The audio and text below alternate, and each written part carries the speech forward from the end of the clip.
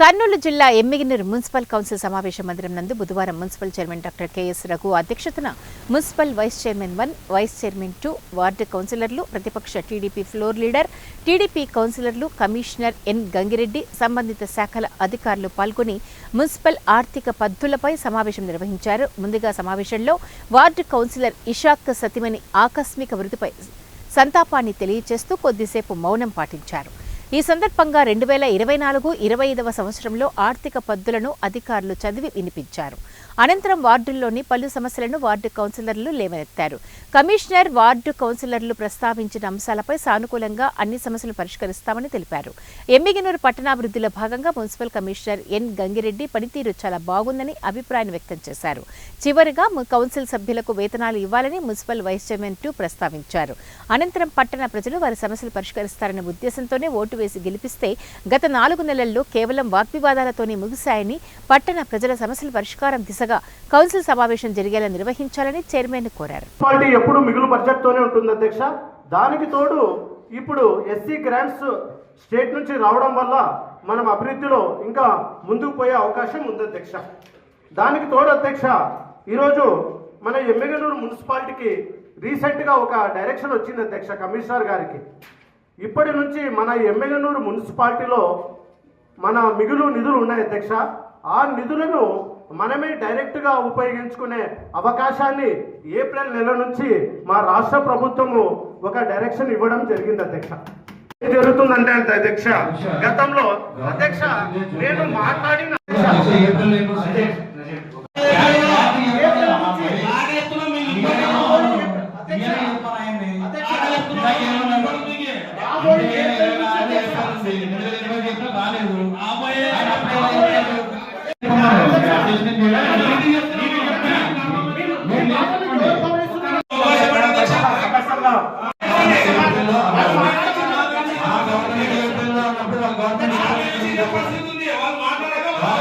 Ward సమస్యలు first మాట్లాడితే అధ్యక్ష, వార్డు సమస్యలు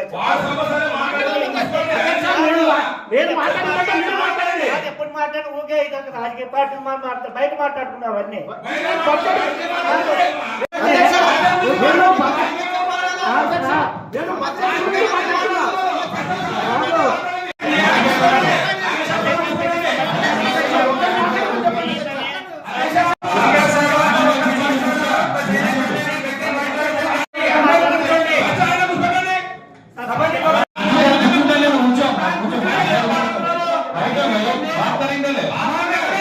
మున్సిపాలిటీ నిధులు మన నిధులను మనమే ఖర్చు చేసుకునే అధికారము కమిషనర్ గారికి ఒక డైరెక్షన్ వచ్చింది అధ్యక్ష.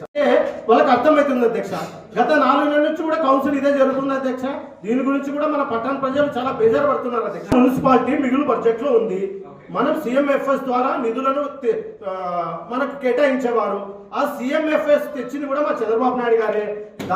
దాని నుంచి నిధులు దాన్ని మళ్లిస్తున్నారని గ్రహించి ఆయన వచ్చే ఏప్రిల్ నుంచి డైరెక్ట్ ప్రతి మున్సిపాలిటీ నుంచి వాళ్ళే మన ఖర్చు చేసుకునే విధంగా ఒక ప్లాన్ ని, ఒక సిస్టమ్ ని తీసుకురావడం జరిగింది అధ్యక్ష. అది ఏప్రిల్ నుంచి అమలు అవుతుందన్న విషయాన్ని నేను తెలియజేస్తున్నాను అధ్యక్ష. కూడా తెలుసు అధ్యక్ష వచ్చిందని. ఇకపోతే అధ్యక్ష, కౌన్సిల్ సమావేశాల గురించి నేను మాట్లాడాలనుకున్నాను అధ్యక్ష. గత 4 నెలల నుంచి అధ్యక్ష, ఈరోజు పట్టణ ప్రజలు మనం వారి సమస్యలు తీరుస్తామనే ఉద్దేశంతో మనకు ఓట్లేసి కౌన్సిల్కి పంపిస్తే మనం ఇక్కడికి వచ్చి మా నాయకుడని, మా నిధులని విధేతలతో మనము గొడవ పడడం జరుగుతుంది అధ్యక్ష. నేను ఒకటే కోరుచున్నాను అధ్యక్ష, విషయాలు ఏదైనా ఉండని మన పార్టీల గురించి మాట్లాడుతున్నాం, నిధుల గురించి మాట్లాడుకుందాం, మన నాయకులు ఎవరెవరు ఏం తెచ్చినారో అది కూడా మాట్లాడుకుందాం. కానీ ఒకరు మాట్లాడేటప్పుడు ఒకరు అది విని మౌనంగా ఉండి తర్వాత వారు సమాధానం చెప్తే ప్రజలు కూడా మనం ఒక మెసేజ్ ఇచ్చినట్లు అవుతుంది అధ్యక్ష.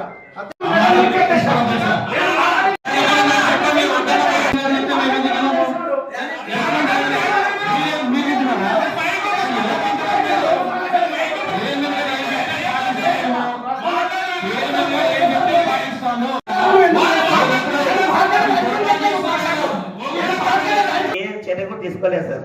ఈరోజు ప్రతి 34 వార్డులో చూసినా ఎక్కడ చూసినా 100 మంది. ఇప్పుడు గోవులు తగ్గినాయి సార్, కుక్కలు ఎక్కువైపోయినాయి. ఈరోజు మా వార్డులో చిన్న స్కూల్స్ ఉన్నాయి సార్. అందులో పోయి పాలు ప్యాకెట్ ఎట్టుకోవాలి దీంతో వెళ్తే మొత్తం ఒక చిన్న పిల్లల మీద 7-8 కుక్కలు దాడి చేస్తున్నారు సార్. వీటి సమస్యకి పరిష్కారం ఊరికే వాయిదాలు చెప్పదా సార్. అందులో ఇప్పుడు మన గెలిచిన పెద్దలు గౌరవ ఎమ్మెల్యే గారు కూడా ఇంకా ప్రమాణ స్వీకారం చేయకుండా మొదట శివన్న నగర్లో ఒక మీటింగ్ పెట్టారు సార్. కంప్లీట్గా కుక్కలు విడత లేనట్టు చేస్తామని కూడా చెప్పారు సార్. వారి ఇచ్చిన సమయం కూడా 6 నెలలు అయింది. వారి యొక్క ఆదేశాలు కూడా కమిషనర్ గారు చోటు పెడుతున్నారు అధ్యక్ష.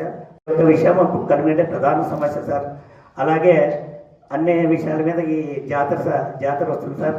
జాతర ఏర్పాట్లు కూడా ఎవరికి లోటు లేనట్టు చేయాలని ఉద్దేశంతో మాట్లాడుతున్నాం. ఎందుకంటే చాలా సఫర్ అవుతున్నారు. మా వీధిలో మినిమం 30 కుక్కలు ఒకటేసారి వస్తున్నాయి. మా కాంపౌండ్లోనే ఎన్నో ఉన్నాయి. నాకు అర్థం కావడం లేదు అసలు. ఫస్ట్ ఆఫ్ ఆల్ మా వార్డులో ఓల్డ్ మారమ్మ గుడి దగ్గర బోర్ పనిచేయడం లేదు సార్. ఆ బోర్ వల్ల చాలా ఇబ్బంది అవుతుంది. అక్కడ ఉన్న జనాలకి వాటర్ ప్రాబ్లం ఉంది సార్. వాళ్ళు సార్ వాళ్ళు అందరూ చూసారు కానీ దాన్ని రిపేర్ చేస్తామంటారు కానీ దాన్ని ఫార్వర్డ్ తీసుకెళ్ళడం లేదు. నియర్లీ 10 months అవుతుంది సార్. ఆనోరియం అనేది మా కౌన్సిలర్కి అందడం లేదు. ఎంక్వైరీ చేస్తే బిల్స్ ఏమో అక్కడ క్లర్క్ అండ్ మేనేజర్ దగ్గర పెండింగ్ ఉందని అంటున్నారు sir. What is the reason for this behind this? మీ అందరికీ తెలుసు, డెవలప్మెంట్ యాక్టివిటీస్ చాలా ఎక్కువగా చేస్తున్నాం. దానిలో భాగంగా మీరు అడిగిన ప్రశ్నకు సమాధానం డాగ్స్ అనేటువంటిది చాలా ఎక్కువగానే ఉన్నాయి. గౌరవ శాసనసభ్యుల ఆదేశాల ప్రకారం మనం యాక్చువల్గా ఒక యాక్షన్ ప్లాన్ రెడీ చేసుకున్నాం. అంటే యానిమల్ బర్త్ కంట్రోల్ అనేటువంటిది మనం ఏ విధంగా ఆ విధంగా వాటిని హింసించి చంపడానికి లేదు. దానికి ఒక రూల్స్ అండ్ రెగ్యులేషన్స్ ఉన్నాయి. ఆ రూల్స్ రెగ్యులేషన్స్ ప్రకారం వాటిని ఖచ్చితంగా చాలా జాగ్రత్తగా పట్టుకొని వాటిని యానిమల్ బర్త్ కంట్రోల్కు స్టెరిలైజేషన్ అనేటువంటి